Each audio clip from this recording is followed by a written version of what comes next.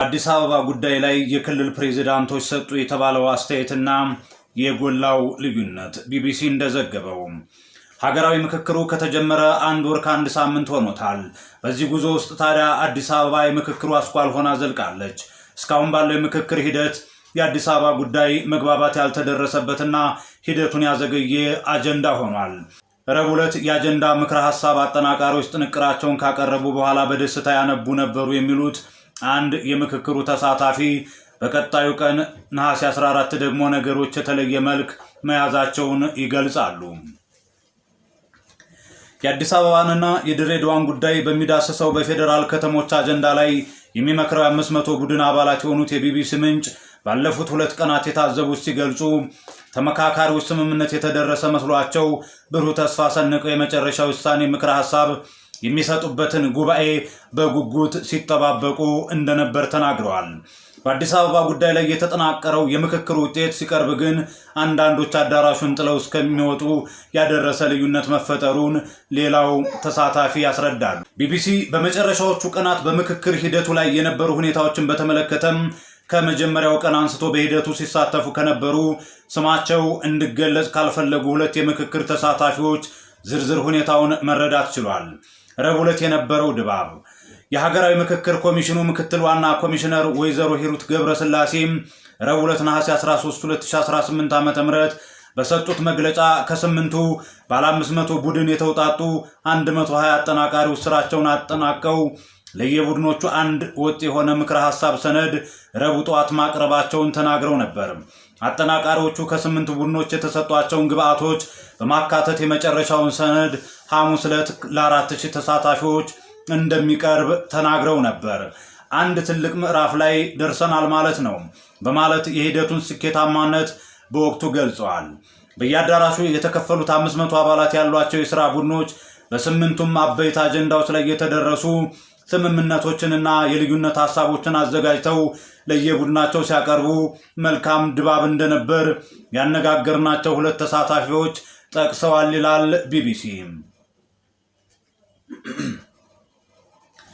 በፌዴራል ከተሞች አጀንዳ ስር ያለውን የአዲስ አበባን ጉዳይ የሚያው 7ኛው ቡድን የውይይት ውጤቱን ሲያቀርብ ግን በየአዳራሹ ጥቂት የቅሬታ ድምጾች ሲሰሙ ነበር ይላሉ።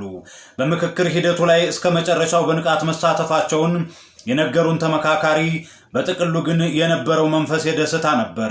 አንዳንዶች ስሜታቸውን መቆጣጠር አቅቷቸው በደስታ ሲያነቡ ታይተዋል በማለት ድባቡን አስረድተዋል።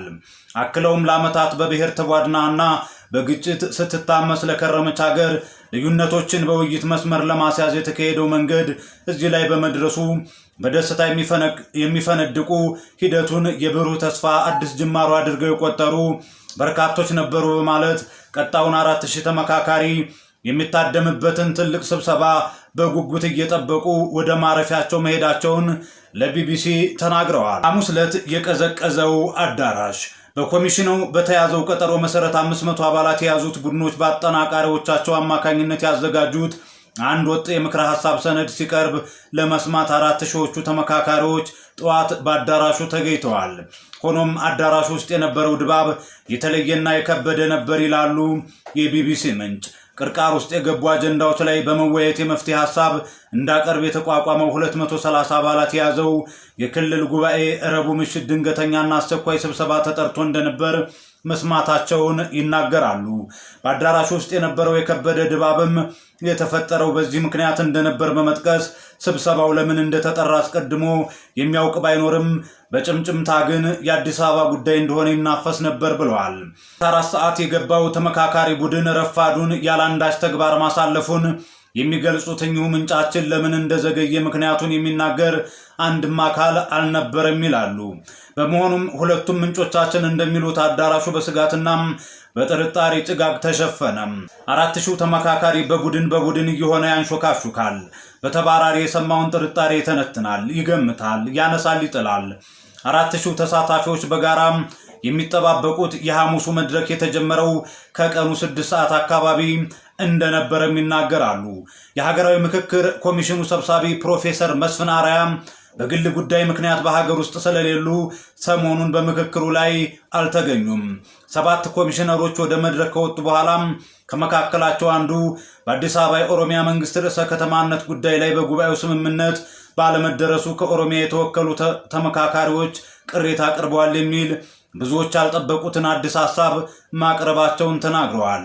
በመቀጠልም ኮሚሽኑ ይህንን ለመፍታት በመቸገሩ የመፍትሄ አቅጣጫና ምክር እንድትሰጡን አጀንዳውን ወደዚህ አምጥተናል ማለታቸውን ሁለቱ ተሳታፊዎች ለቢቢሲ ገልጸዋል። አስተያየት የመስጠት ዕድል ሲጀመር ከመድረኩ ፊት ለፊት የተቀመጡት የ12ቱ ክልል ፕሬዝዳንቶችና የሁለቱ ከተማ አስተዳደሮች ከንቲባዎች የመጀመሪያውን ዕድል እንደተሰጣቸው ተናግረዋል። ከአማራ ክልል ውጭ የክልል ፕሬዝዳንቶች ተራ በተራ እየተነሱ አዲስ አበባ የኦሮሚያ ክልል ርዕሰ ከተማ እንድትሆን ከሰፊ ማብራሪያ ጋር የውሳኔ ሐሳብ አቀረቡ ሲሉ ምንጩ ተናግረዋል። በመቀጠል ዕድሉ የተሰጣቸው ከየክልሉ መጣን የሚሉ ተመካካሪዎች ርዕሳነ መስተዳደሮች ያነሱትን ሐሳብ በመደገፍ ማስተጋባታቸውን ተናግረዋል። እነዚህ ዕድል ያገኙ ተመካካሪዎች ረቡዕ ምሽት በተጠራው አስቸኳይ ስብሰባ ላይ የታደሙ የ250 ቡድን አባላት መሆናቸውንም ጠቅሰዋል። በአዲስ መልክ የተነሱ ሐሳቦች 500ዎቹ የሥራ ቡድኖች በጥቅል የደረሱበትን የውሳኔ ሐሳብ ወደ ጎን ያለ ነው የሚሉት ሁለቱ ተሳታፊዎች ምክረ ሐሳብ የመስጠቱ ሂደት ከምክክሩ አካሄድ ያፈነገጠ እንደሆነም ኮሚሽነሮቹ መካከል ልዩነት መፈጠሩን በማንሳት አስረድተዋል።